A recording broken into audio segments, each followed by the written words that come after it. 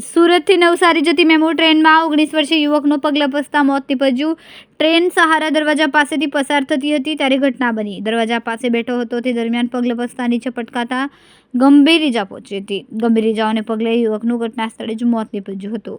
રુદ્ર નામનો મૃતક યુવક સુરતમાં હોટેલ મેનેજમેન્ટનું કામ કરતો હતો। સમગ્ર મામલે પોલીસે તપાસ શરૂ કરી। માધવભાઈ ગોરે જે ગઈકાલે ઘટના બની હતી શું ઘટના હતી? એ ટ્રેન અકસ્માત હતો।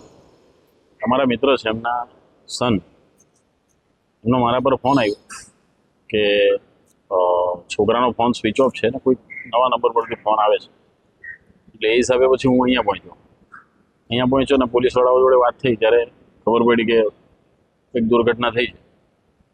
એટલે પછી આ ટ્રેનના પાટાને પકડીને આપણે સુરતથી અહીંયા આવ્યા ત્યારે સહારા દરવાજાના નીચે પેલા બ્રિજના નીચે ડેડ બોડી પડેલી હતી। છોકરોનું શું નામ હતું અને શું કામકાજ કરતો? છોકરો નામ એનું રુદ્ર દીપકભાઈ પંચાલ, અને એ અહીંયા પેલા લોર્ડ્સ હોટલ મેનેજમેન્ટ માટે કોર્સ કરતો હતો। તેમના પરિવારમાં કોણ કોણ છે? તેમના પરિવારમાં માતા પિતા અને એક બેન, મોટી બેન અને નાનો। આ જે રુદ્રભાઈ હતા તે અહીંયા સુરતમાં કેટલા વર્ષથી હોટલ મેનેજમેન્ટમાં કાર્ય કરતા?